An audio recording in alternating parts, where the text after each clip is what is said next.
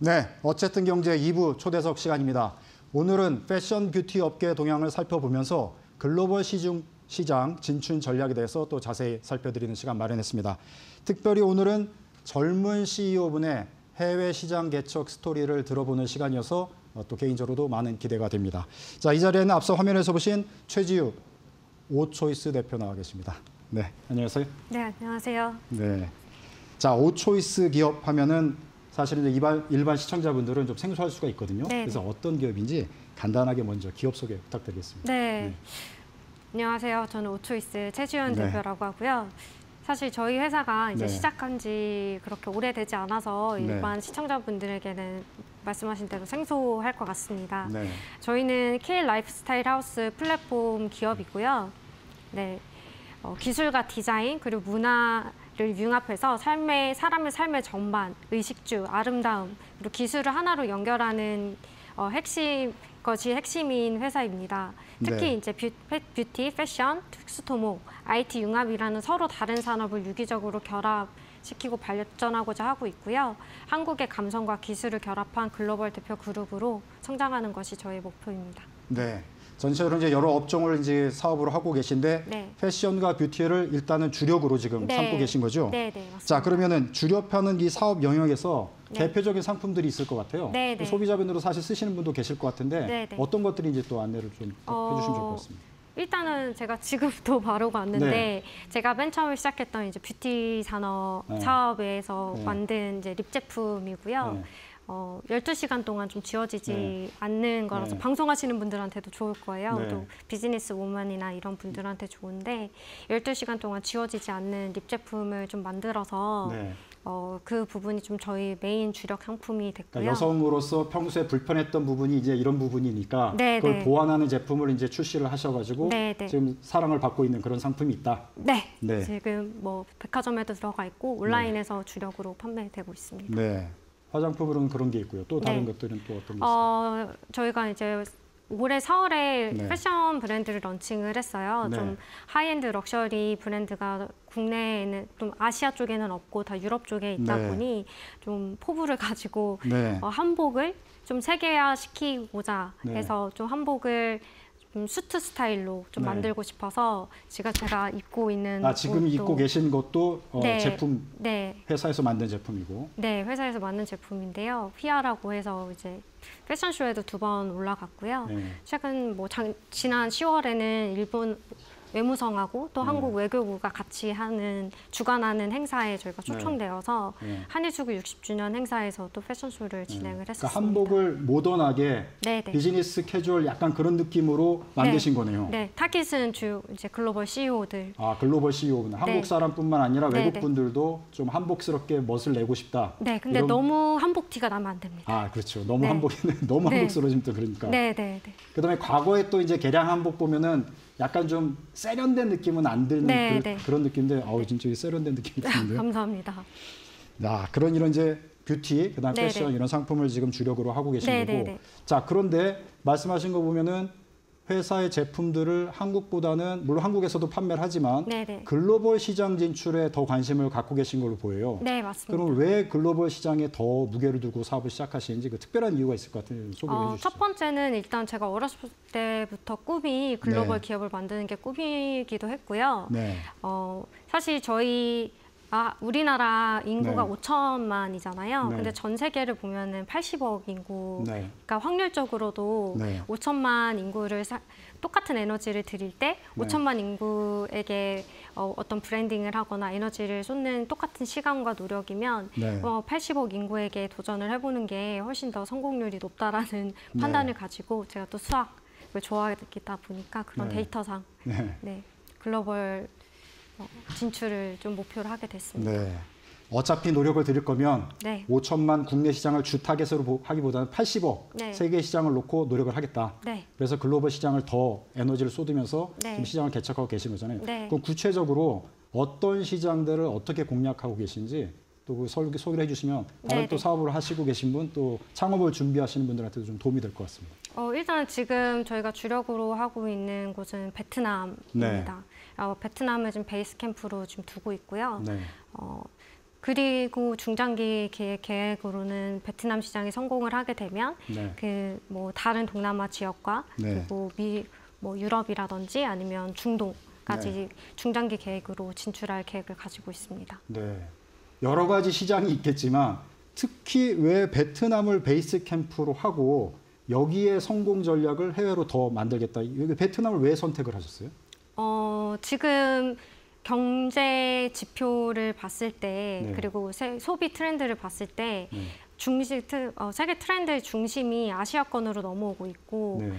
그 중에서 동남아의 성장률이 좀 가파르게 오르고 있어요. 네. 그리고 베트남은 사실 저는 이제 데이터적인 부분도 있지만 제가 여러 번 가보면서 느낀 거는 체감 지수라고 해서 일단 네. 인구가 굉장히 젊고 네. 우리나라의 8, 90년대 성장률을 보이고 있기 때문에 네. 그거를 피부로 체감하고 느끼고 나서 네. 베트남을 좀 전폭적으로 베이스 캠프로 삼고 네. 도전을 해야겠다라고 결심을 하게 되었습니다. 네. 베트남 시장에 특별히 매력을 느낀 계기가 있다고 얘기를 들었거든요. 네네. 지금 얘기하시면 이제 전체적인 시장이었던 그런 개념을 말씀하신 거고 네네. 개인적인 경험에서 베트남 시장이 왜 매력적이라고 또 느끼셨는지. 개인적인 경험으로는 네. 제가 사실은 거기 국제병원에 가 있을 일이 있었어요. 네. 저희 베트남 부대표가 내 국제병원에. 네, 네. 갔었는데 영유아가 많고 네. 또 산부인과도 굉장히 잘 되어 있고 네. 우리나라는 좀 큰 병원을 가게 되면 네. 노인 인구가 많은데 네. 베트남 같은 경우에는 영유아나 이제 젊은 친구들이 많고 네. 몰에 가도 젊은 친구들이 굉장히 많고 네. 실질적으로 좀 평균 연령이 20, 30대다라고 얘기를 네. 하고 있는데 그게 진짜 체감으로 느껴지니까 네. 숫자뿐만 아니라 실제 체감으로도 네. 느껴지니까. 체감 지수가 진짜 네. 굉장히 큰 역할을 했다고 생각합니다. 네. 네. 그러니까 몰에 갈 때도 그렇고 병원에 갈 때도 그렇고 항상 젊은 층의 인구를 느낄 수 있고 또 영유아가 또 많이 있는 네. 거를 보니까 굉장히 밝은 시장의 전망이 밝다. 네. 이렇게 피부로 느끼셨다. 이렇게 네, 네. 설명을 해주시는 거네요. 네, 네. 자, 그러면 이제 베트남 시장을 베이스 캠프로 삼고 준비 중이신데 앞으로 뭐 청년 창업, 그것도 이제 특별히 베트남 청년 창업과도 연계돼서 무슨 사업을 준비 중이시라고 얘기를 네, 네, 맞습니다. 앞서서 제가 개인적으로 들었는데 네, 맞아요. 그 얘기를 좀 해주시면 더 도움이 될 것 같아요. 네, 또 네. IT 쪽으로도 관심을 갖고 뭐 사업 연계를 준비 중이시라고 했는데 네, 어떻게 그게 전개가 되는 건지 설명 좀 해주시죠. 제가 사실은 한국에서 지금 뷰티 산업도 하고 있지만 제가 네. 주주이자 CMO로 있는 하이비츠라는 회사가 네. 있습니다. 거기 그 회사 같은 경우가 장애인들을 AI 딥러닝을 네. 시켜서 좀 3D 업종이 아닌 좀 사무직이나 화이트 컬러 업종으로 바꾸자라는 그 노력을 하고 있는 IT 융합형 장애인 표준 산업장이고요. 네. 거기 그 회사와 함께 뭐 베트남에서 혁신 창업 지원센터 NSSC라는 곳에서 공식 초청을 받아서 네. 올해 12월에 베트남 과학기술부가 주관하는 테크페스트 베트남 2025에 참가할 예정으로 되어 있고요. 네. 네. 요즘에 그 똘람 총리 정부가 들어서면서 그 스타트업과 창업에 전폭적으로 지원하는 제도가 스타트업 육성, 외국인 투자 네. 허용, 기술 네. 창업 지원 법안을 본격적으로 확대하고 있어서 그 국제 행사인 테크페스트에 참여를 하고 네. 할 예정입니다. 베트남 정부가 이제 주관하는 그 청년 창업 관련 행사에도 이제 참여하기로 하셨어요. 네, 초청을 받았습니다. 예. 네. 그러면 앞으로 이제 베트남 쪽에 청년 창업과 연계된 어떤 뷰티 패션 산업도 되고 뭐 IT 관련된 사업도 계속 확대를 하시겠다 그런 계획이시네요. 네. 네. 맞습니다. 지금 베트남 정부가 그쪽으로 계속 주력을 하고 네. 많이 지금 정책적으로 많이 내놓고 있는데 그거를 파도를 계속 타고 가시겠다는 그런 계획이신 거네요. 네, 그렇기도 하고요. 네. 저희가 청년 창업에 대한 부분을 우리 국내에서도 그렇고 네. 베트남에서도 그렇고 전 세계적으로 청년 네. 창업에 대해서 특히 IT에 대해서 주력으로 지금 밀고 있는 상황이고 네. 저희가 그냥 단순히 믿은 사업이기 때문에 준비했다가 아니라 네. 몇 년 전부터 저희가 준비하고 있었던 사업이었어서 운이 좋게도 거기에 맞물려서 진행을 하게 되었습니다. 네, 알겠습니다. 자, 잘 되시기를 이제 기대를 하면서 네. 자, 베트남은 그런데 앞서도 저희가 이제 소개를 해드렸지만 한미 뭐 관세 협상되고 미국 쪽이 이제 투자를 우리 기업들이 많이 하고 있고 네. 중국과의 관계도 좀 앞으로 더 개선될 것 같은데 네. 어떻게 이제 미국이나 중국 같은 시장들은 큰 시장인데 네. 관심을 지금은 안 갖고 계신 것 같아서 네, 맞아요. 향후 어떤 계획을 갖고 계신지 소개를 해주시죠. 미국이나 중국은 중장기 계획으로 네. 갖고 있고 사실 오퍼가 여러 번 들어왔었는데 네. 제가 오히려 저는 좀 거꾸로 가자는 마인드가 있어요. 세상 뷰티를 한다고 하면 사실 중국 시장을 가장 먼저 네네. 도전을 하잖아요. 네. 그래서 저는 오히려 반대로 다른 시장을 먼저 공고히 하고 중국 시장이나 미국 시장을 조금 중장기 기획에 넣어서 그때 진출을 하자라고 생각을 했던 것 같아요. 네. 네. 그러니까 베트남에서 옹골차게 준비된 네. 그 기술과 능력을 네. 더 큰 시장에서 이제 본격적으로 힘을 네. 발휘하겠다. 네, 네. 이런 전략 이제 갖고 계신 거예요. 네. 자, 근데 이제 상대적으로 이제 젊은 CEO 분이시기 때문에 네. 여러 가지로 또 창업하고 움직이실 때 쉽지 않은 과정들이 있었을 것 같아요. 어떤 부분들이 이제 어려웠고 또 어떻게 극복하셨는지 그런 소개를 해주시면 또 참고 많이 될 것 같습니다. 사실 젊은 사업가라고 하기에는 뭐 어려움이 있을 수도 있죠. 왜냐하면 사업 경력이 짧고 이런 부분들은 좀 어려움이긴 한데 지금 지금 제 주변을 돌아봤을 때 네. 세대 교체가 일어나고 있어요. 네. 젊은 제 나이 또래 분들이 네. 가업을 아버지로부터 이제 네. 부모님으로부터 네. 가업을 이어받고 있는 상황이고 그러다 보니까 나이에 대한 사실 어려움보다는 네. 세계를 좀 목표로 하다 보니 네. 물리적으로 이제 거리적, 시간적 한계, 제한에 네. 대한 어려움이 조금 더 있었던 것 같아요. 네. 네, 그걸 하게 된 거는 아무래도 사람에 대한 네트워킹, 네.